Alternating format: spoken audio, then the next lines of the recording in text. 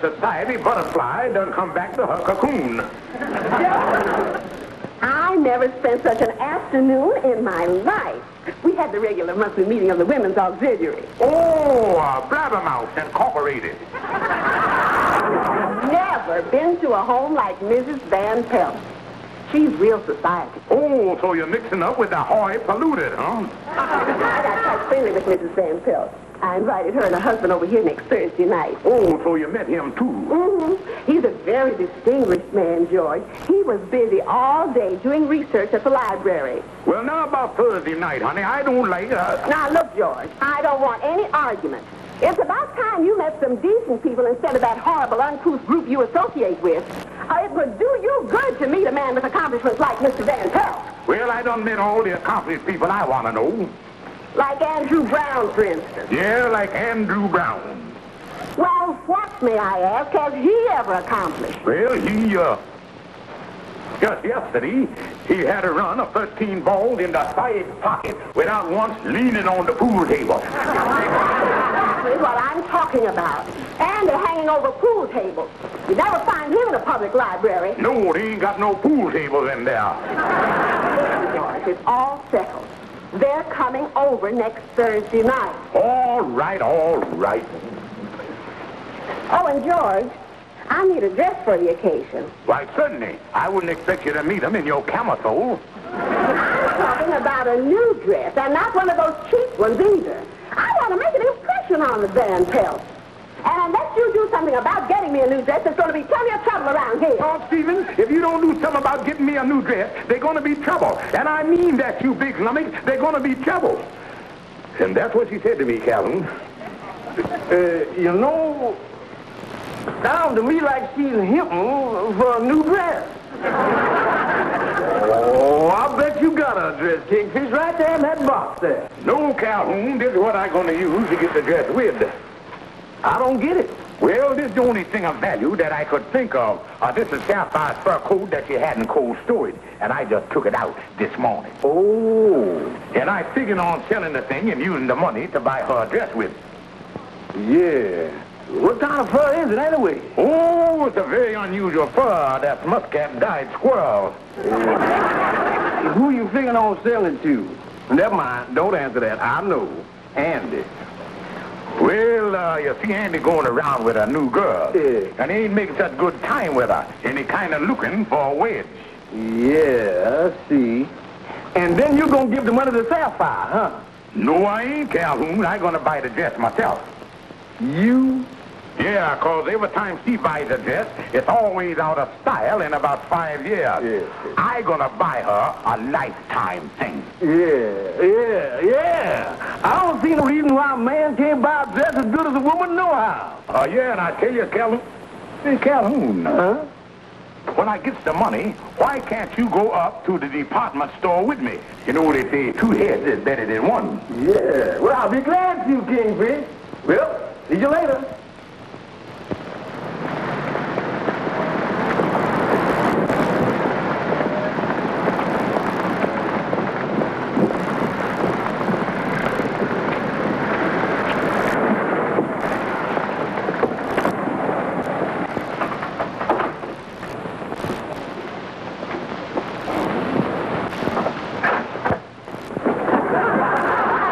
Kingfish, what are you doing serving drinks in here? Drinks? Yeah, you got a sign out there that says salute. And that's salad, a fur salad. Oh. And Andy, I'm very happy to say that I's in the fur business. Well, this is kind of sudden, ain't it? Oh, no, Andy, a year from now I'll be celebrating my 1st anniversary. Yeah, time sure do pass, don't it? Where's all these furs you selling? But now, Andy, a first-class salad like this don't put the furs on display. We brings them out one at a time from the back. Sit down right here, Andy, and I'll show you our display. Yeah, that's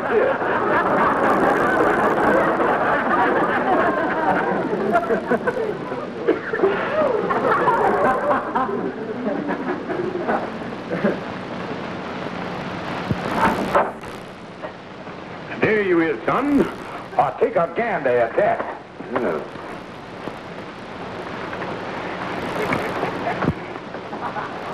Yeah, that'll make a nice rug, all right. A rug? Andy, I'll have you to know that this is the latest in the wearing apparel. Just take a look at the beauty and the warmth of the thing. Yeah. Andy, would you be interested in that? Let's see.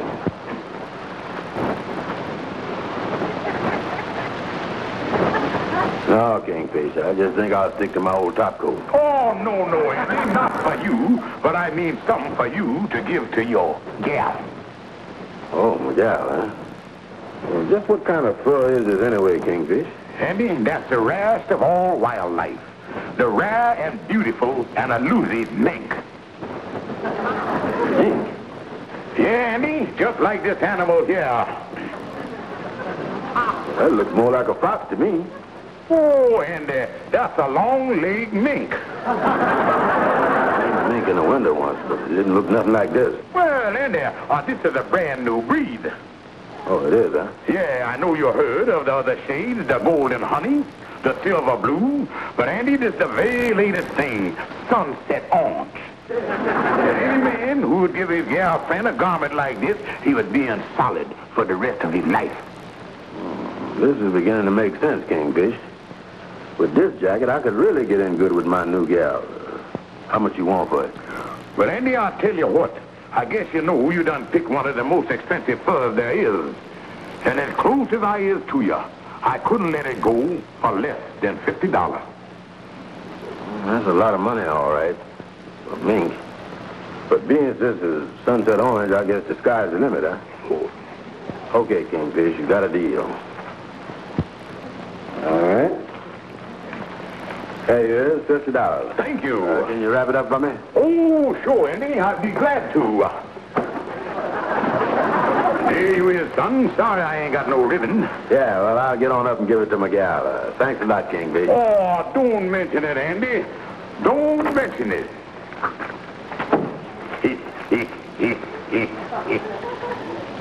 You said sunset orange. That's right. That's what the furrier told me. Oh, that's the latest thing. Well, Andy, it's very nice, and I appreciate it. And I'm going to get a lot of wear out of it. But it's not mink. It ain't? No. Well, that's too bad, honey, because I done paid for mink. Well, don't worry about it, Andy, because I think it's just lovely, and I like it very much. And I'll have it for many, many years. Yeah.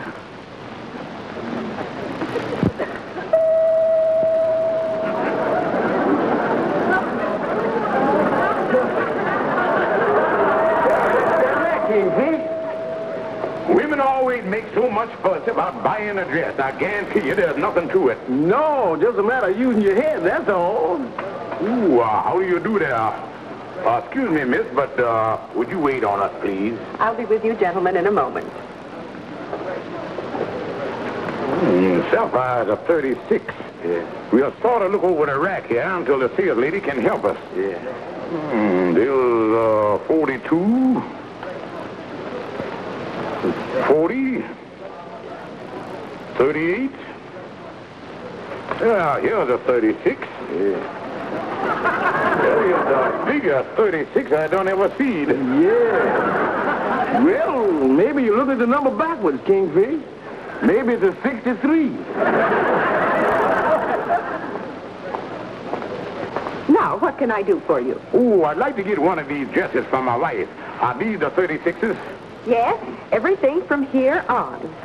I know we'll find something you like. When is the big event?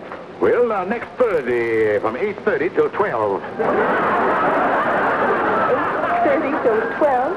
That right? I guess you've been looking forward to this for a long time. No, I just found it out yesterday. Guess you and your wife are not the chatty sort. No, she just bounced into the house and told me the news. Does something like this appeal to you? Oh, what do you think about it, Calhoun? No, that's a little too plain. If she wants something she can dance around in. I know it's none of my business, and I'm sure you know what you're doing. But if the event is as near as next Thursday, you won't have any use for this dress after that. Oh, well, I wouldn't say that, because we already done made arrangements for some rumba lessons for next Friday. I wonder if I might speak to you privately for a moment. Oh, sure.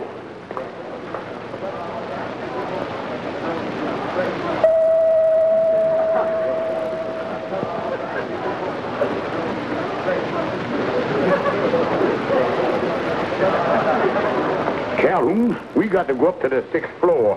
What do we got to go up to the 6th floor for? These dresses is all right. I don't see no sense in tramping all over the place. Come here, Calhoun.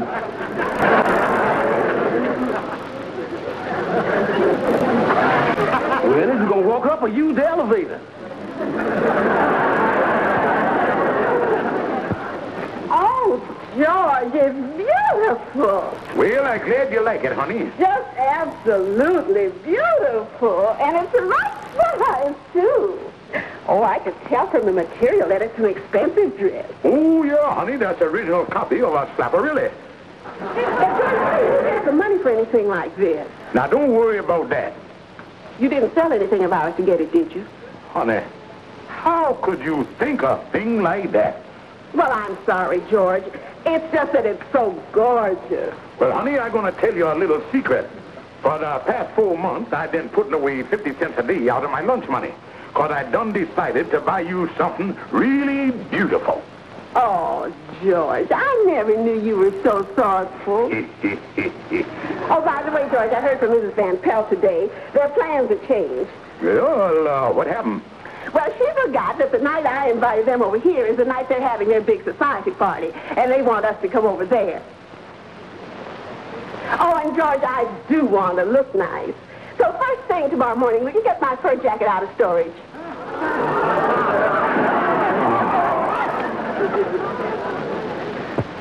I don't know what to do. Well, it serves you right, Kingfish. First lying to me that you was in the fur business when it was Sapphire's coat, then selling it to me for mink. Oh, what was I going to do? If Sapphire knew what happened to her coat, she never would forgive me. I tell you, boys, I'm ready to kill myself. Well, after hearing all the facts, that sounds like the best idea to me. Andy, for the last time, I tell you got to get that coat back to me from that gal of yours. Nothing doing, Kingfish. Ever since I done give her that coat, she's been sweeter to me, and I've been getting more and more affection every day. You is? And this ain't no time for me to reverse the wheels of progress. Look, Andy. My marriage is at stake. Kingfish, you wouldn't give it back to me anyway. And I ain't gonna ask her. Then you are nothing but a low-down coward. Coward? Ain't no man living ever called me that. Put up your dukes, Kingfish. That's okay by me. I'm gonna tear you apart. Oh, now, take it easy, fellas. Ain't no sense in getting all excited about this thing. I'll show you who's a coward. Get ready to bleed, boy. Get out of the road, Amos. Yeah, look out, Amos, before you get hurt. And if I does, I'll be the only one.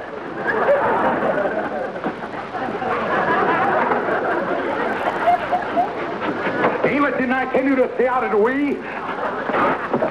Oh, you ripped it there. Yeah, tough fight.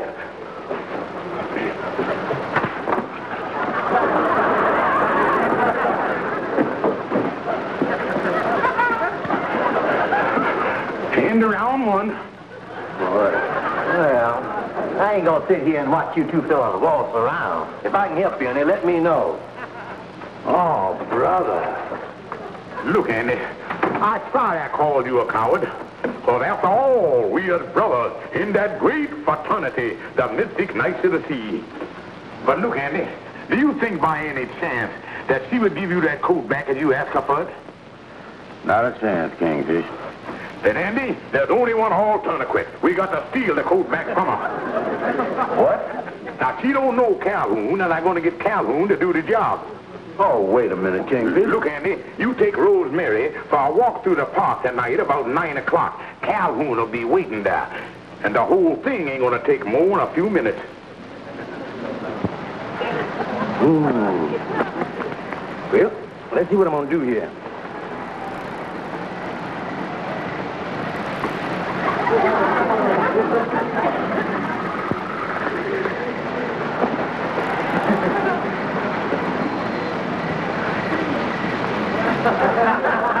Pick him up! Pick him up! You heard me. You'll crack on your life. Don't move out. Spray you with this cannon. Don't do that. Pick him up. Pick him up. Well, Halloween. Come here, you. Calhoun. Sam. What goes? Oh, Sam, I'm so glad it's you. Well, you see, I'm playing a little prank on Andy Brown. Oh, Andy, huh? Yeah, ain't nothing serious. I just play a little prank on him. Well, you can get into trouble this way. Yeah. Guess you better take it easy, Calhoun. Yeah, Sam, sure, Sam. Can you help me with my coat, please? Yeah.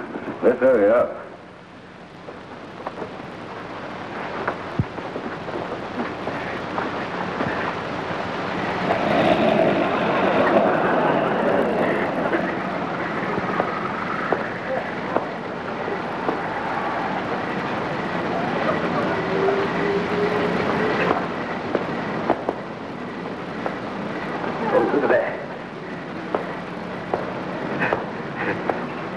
Look at that. Hey, look.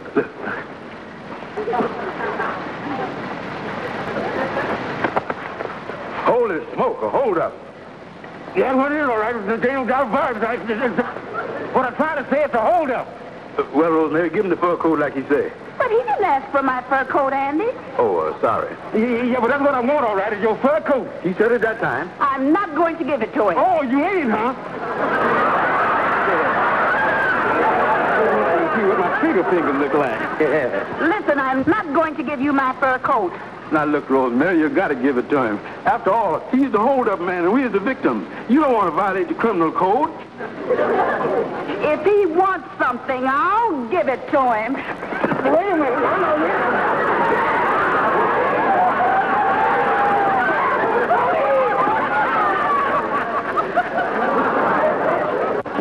Yeah, honey, I'll be home in a little while. What's that? Your fur coat. No, I didn't forget it. I have it glazed for you. Yeah, and you'll have it in plenty time for the party tomorrow night. I'll guarantee you that. Okay, honey. Well, Calhoun ought to be with the coat any minute now. This is the darndest thing I ever heard of. Having Calhoun hold him up. Look, Amos, when you got your back to the wall, you can't be too choosy. And when Calhoun bring in that coat, all my trouble is over. Andy, where the coat? Didn't Calhoun get it? That Calhoun is the worst crook I done ever seen. He ought to be ashamed of himself. Oh, what happened, Andy? Rosemary wouldn't give him the coat and done chased him out of the park.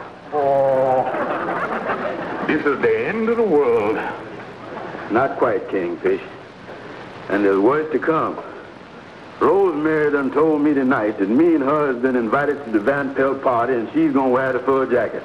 Well, boys, you've really got yourself a problem now. Two women going to a party and only one coat. I'd like to see just how you're going to get out of this one.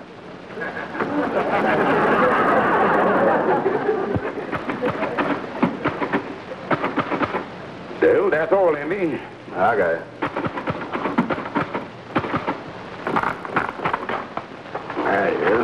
Yeah, Andy, this schedule will work out pretty good. In fact, that's the only way we can work it. With two gals and one coat all going to the same party. Well, give me the schedule again, Kingfish. Well, Andy, first you take your gal to the party. Yeah. And then you passes me the coat. I run home and give her the Sapphire and bring her to the party. Check. Then when we get ready to leave, I'll take Sapphire home first, and when she go in the bedroom, then I'll run back to the party and give you the coat. And then you can take Rosemary home. Double check. Yeah, I got the whole thing figured out here according to time. We better simonize our watches here. You're going to have a lot of running to do, Kingfish, back and forth to that party. Yeah, Andy, I'm glad it ain't a formal party because I figured on wearing my sneakers.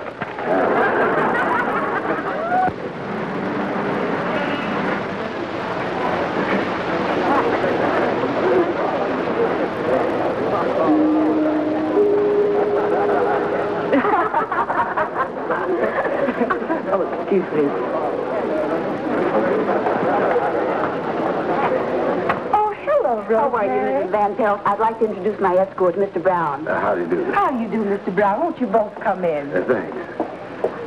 Mr. Brown, you may take Rosemary's coat and put it into the bedroom there, and I'll introduce her to the guests. Oh, you look so lovely. Do come and join us, Mr. Brown. Yeah.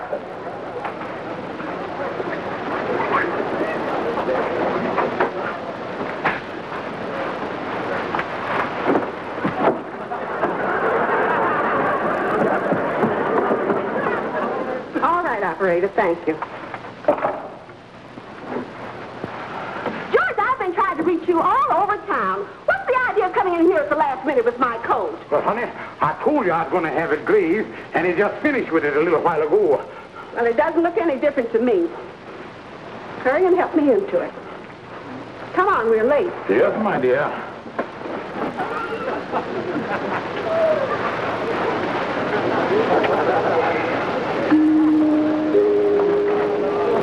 Oh, Sapphire, and this must be your husband. Do come in. Thank you. Everybody's here, Sapphire. Oh? Mr. Stevens, will you please take your wife's coat and put it into the bedroom there? And I'll start introducing her. Yeah, good idea. So glad you came. So glad you came.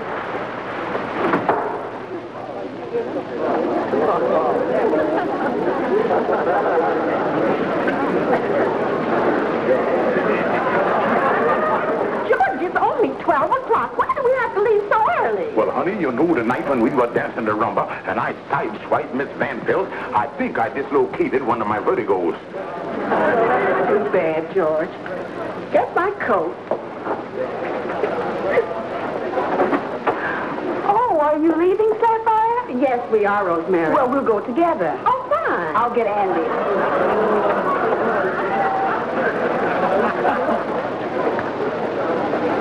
Wait a minute, George. Rosemary and Andy are leaving with us now, too. Well, who? When? Andy and Rosemary are leaving with us. Oh, George, I forgot to say goodnight to Miss Van Pelt. Oh, how nice of you to get my jacket, Mr. Stevens. I'll just put it over my shoulders. Let's go someplace where it's real exciting. I don't think you're going to find any place to top this. You're going to tell Mr. Van Pelt goodbye. Oh, I'd better go say goodbye to him also. I wish I could put him in bed with pneumonia. Well, I'm all ready. Just put it over my shoulders, Andy. Has it been a delightful evening? Oh, yeah. Oh, you're trying on my coat, Sapphire, and it looks well on you. Your jacket, Rosemary? Oh, no, this is mine. Sapphire, you're mistaken. I can tell by the sleeve that this is my jacket. Why, Rosemary, don't be difficult. I should know my own jacket after all these years. You better stand back here where the shrapnel ain't going to be. I don't guess there's no point in us running away, is there? No, Andy, on this deal, they'd track us down to the end of the earth. The thing to do is wait right here and take our medicine. Well, Rosemary, I know just what happened. George sold Andy my jacket in order to get me this dress. Well, there ought to be something done about it to teach him a lesson for pulling this stunt on us tonight. Well, you know, Sapphire, just as I told you before, I bought a jacket like this several years ago, and I bought it at Harrison Summers, too. I think I still have it. Really? Yes. Now, why don't I let Rosemary wear my jacket, and the both of you walk out with jackets on and just don't say a word? Well, it would certainly keep them guessing. They wouldn't know what to make of it. You know, that's a great idea. We'll teach them a lesson they'll never forget. I'll get it. Okay. They must be going at it hot and heavy in there now. Yeah. Well, on the basis of what Rosemary did to Calhoun, I think Sapphire's going to get the worst of it. Oh, I think Sapphire can take care of ourselves. Well, are we all ready? Yeah. You in the clear, son. Well, good luck, Kingfish. George, help me with my coat. I want to put it on. Me too.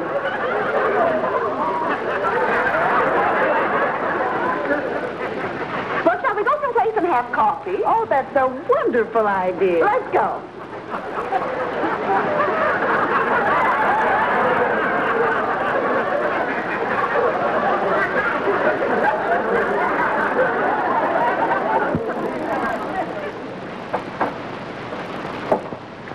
All right, gentlemen, continue. There's no two ways about it, Doctor. We're as nutty as a couple of fruitcakes. Jack,